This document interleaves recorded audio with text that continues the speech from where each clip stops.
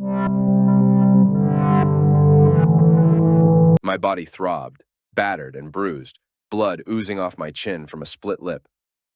Gasping for air, I struggled to find my breath. My last memory is of my squad patrolling the lushest rolling hills of the battlements at the 38th parallel, is now a stark contrast to my current situation.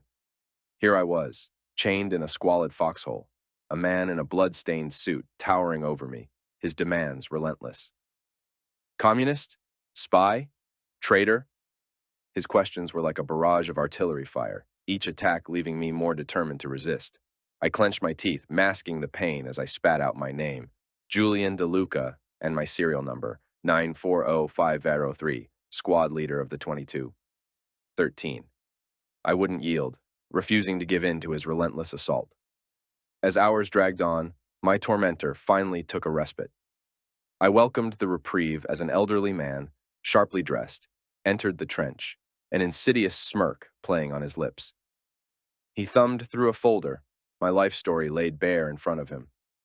Mocking my past, he conceded my skills, acknowledging my potential as a ranger had I pursued it differently.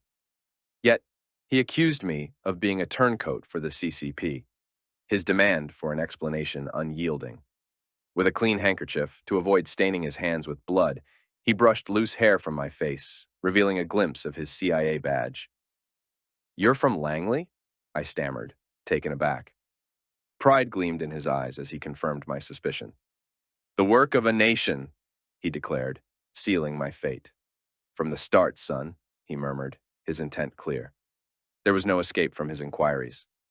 Drawing a shaky breath, I began to recount my story, hoping it would quench his curiosity.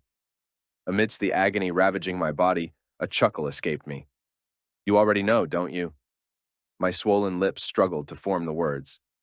I have a knack for trouble. Rough ropes chafed my wrists, a visceral reminder of my predicament. Hanging there, memories of earlier days clawed at me. I swallowed hard. I tangled with the Mafia in the heart of the Big Apple, I confessed, my voice a mere whisper. Born in 2043, immigrated from the European superstate as an infant, Sicily, when my uncle had taken me in after my parents were murdered. When I was 9, in the year 2052, my buddies and I spray-painted graffiti on the side of an abandoned warehouse. It wasn't my idea, but I went along with it anyway. The cops showed up before we could even finish our tags, and we scattered like cockroaches. I had a few run-ins with the law as a kid. The old man glances up from his folder with piercing eyes. "And you fell in with the wrong crowd?" "The Mafia, in fact, in New York City." I clenched my jaw, the memories of those days, 2056, still vivid in my mind. I was only 13 at the time, dared by my buddies to steal a car. Once I had the car, we broke into an abandoned warehouse to do some tricks. It was my idea. The gang that operated out of that place stole my basketball a week earlier. It was time to get some payback. The others reluctantly went along with it anyway. The cops showed up before we could even finish messing around, and we scattered in all directions as the police sifted through our mess. I thought I had gotten away clean until a week later when the police showed up at my uncle's door with a warrant for my arrest. I was charged with criminal mischief, and my uncle was livid. I had to do community service for months and pay restitution to the owner of the warehouse and the car. But that wasn't the worst part. My reputation was ruined. I was already on the radar of some unsavory characters, and this incident made me a target for even more trouble. That's when I fell in with the wrong crowd. The Mafia took me under their wing. I had no real choice. I needed their protection, but they showed me a way to make some fast cash. It seemed like a good idea at the time, but I quickly realized the cost of doing business with them was far too high. Now, years later, I'm paying the price for those choices. The year was 2063. I still remember the night of the fire sale like it was yesterday. I was deep in the Mafia at the time. This was my made-man opportunity, and we had received orders from our superiors to carry out an attack on a rival gang's warehouse in Queens. It was a simple plan. We were to sneak into the building, set it ablaze, and then wait outside to pick off anyone who tried to escape. I was young and dumb, eager to prove myself. I wanted to be a shot caller, so I went along with it without question. As we crept into the warehouse under cover of darkness, the tension was palpable. My heart was pounding in my chest, and my palms were slick with sweat, but I tried to stay focused, reminding myself that this was what I had signed up for. We poured gasoline on everything we could find, and then lit a match. The fire caught quickly, and soon the entire warehouse was engulfed in flames. We waited outside, watching as the flames licked higher and higher, cheering each time we heard a scream or a gunshot from inside. But as the flames began to die down, we realized that something had gone wrong. The rival gang had been prepared for us, and they were fighting back with everything they had. A brief gun battle in the streets was interrupted. We heard the sound of sirens approaching and knew that we had to get out of there fast. We made a run for it, scattering in different directions as the police arrived on the scene. In the chaos, I lost track of my companions and found myself running for my life through the streets of the city. My heart was pounding in my chest as I dodged through the narrow alleys and side streets, trying to put as much distance between myself and the police as possible. But it was no use.